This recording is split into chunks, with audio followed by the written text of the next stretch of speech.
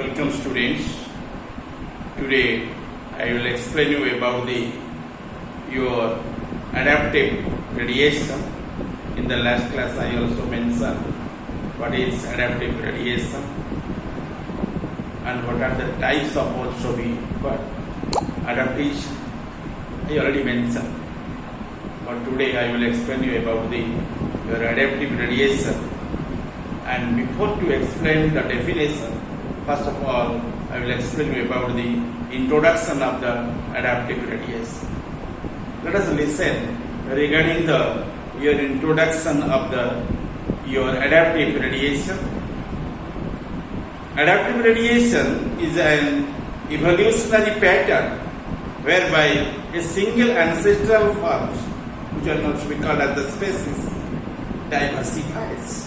That means speciates into the several or many related forms or species.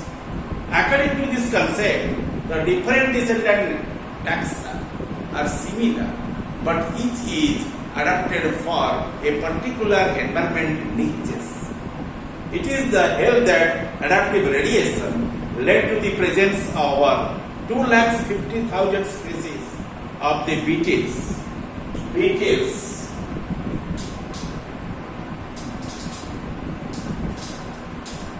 Okay, beetles, these are the insect-like organisms. They are belonging under the phylum Arthropoda. Okay, how much species you find there? How much beetles are there? 250,000. 250,000 species known as the beetles. Okay, and 14 different species of Darwin's finches. Darwin's finches, how much? 14 numbers. Darwin finches. Okay, and also to study to them in a particular islands that is called as Galapagos archipelago.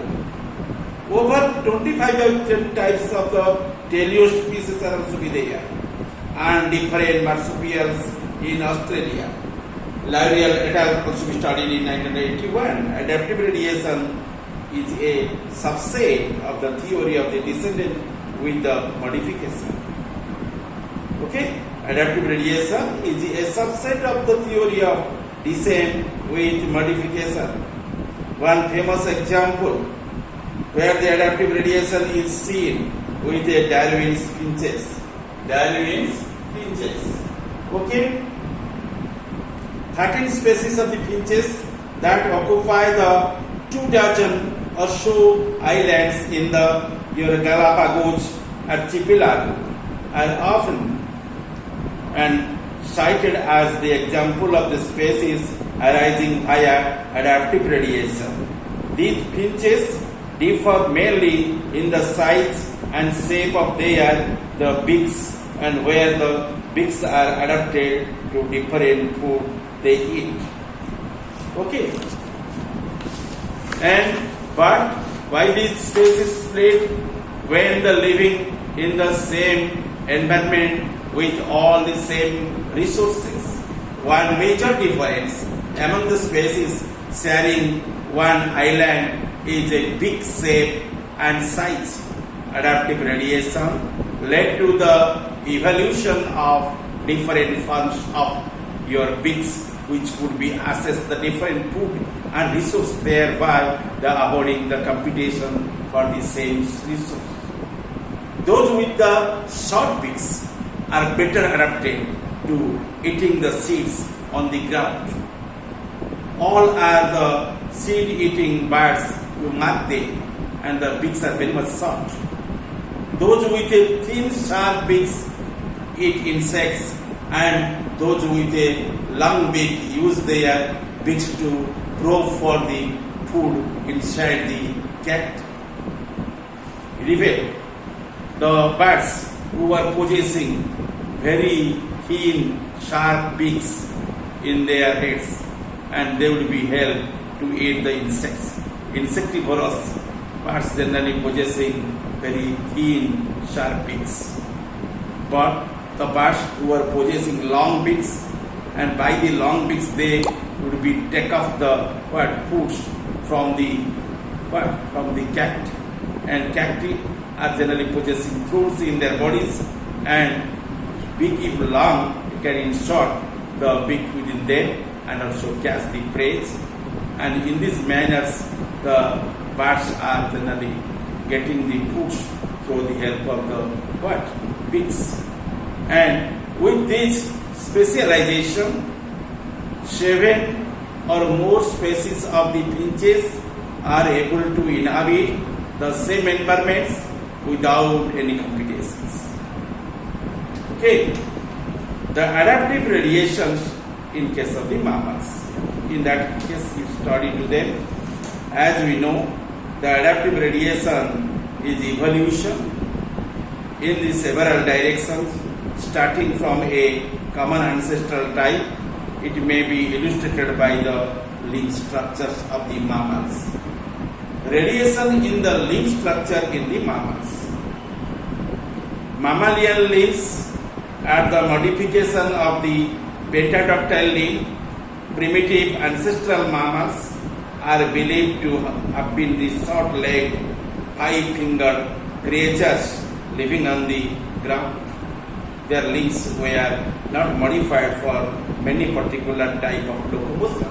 These animals were terrestrial. These terrestrial ancestors form the ancestors of the modern mammals, and these mammals having the primitive limb structure are placed in the center of the diagram. Therefore, the radiation occurred in 5 different lines of the habitats with the modifications in their limb structures. From these terrestrial mammals, the different line radiates in the following manner.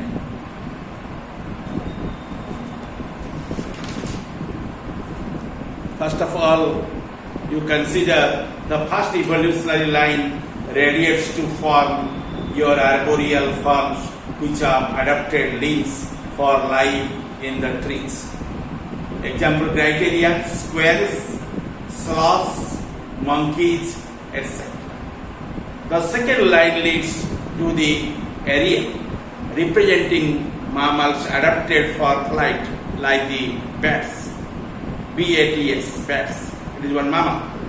Only bats occupy the position at the terminus of this line, and since they are the only truly flying mammals, somewhere along with this line we can place your gliding mammals such as the flying squirrel. The arboreal and aerial forms not aroused independently from the terrestrial forms. It is believed that the ancestral aerial forms were previously lived in the trees, having gliding type of locomotion, and which latter gave rise to the true flight. Hence, perhaps the gliding form the transitional type of locomotion between the climbing and the true flight. Next point, the third line radiation and give rise to your cursorial forms. Example criteria: your horses are antelopes. These are the examples, and they have developed the limbs suitable to rapid movement over the surface of the ground.